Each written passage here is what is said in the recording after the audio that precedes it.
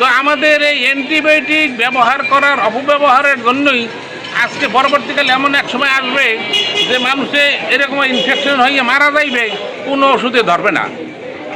এজন্য আমাদেরকে খুবই সচেতন হতে হবে।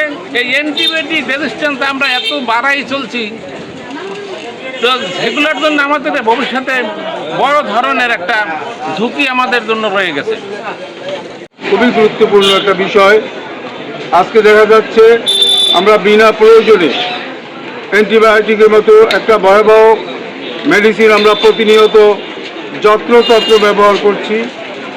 এই অ্যান্টিবায়োটিক দিয়ে মানে আমরা মানব সম্পদকে, মানুষের শরীরের মানে প্রতিরোধ ক্ষমতাকে আমরা হারিয়ে ফেলছি। সাময়িক ভালো থাকার জন্য আমাদের জীবনটাকে ঝুঁকির মধ্যে ফেলে দিচ্ছি।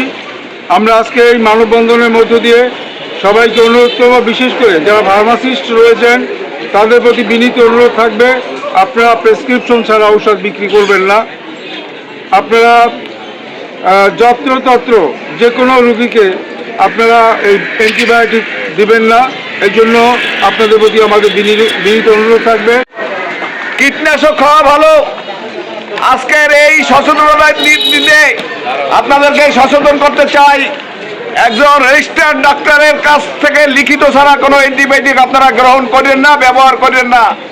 আমরা নিজেরাই ডাক্তার হয়ে যাই, রোগীর ডাক্তারের কাছে গিয়ে রোগী ডাক্তার হয়ে যাই, যে অ্যান্টিবায়োটিক লেখেন, এর সে পাওয়ারিটা লেখেন, এরপরে আরো বাড়াই দেন।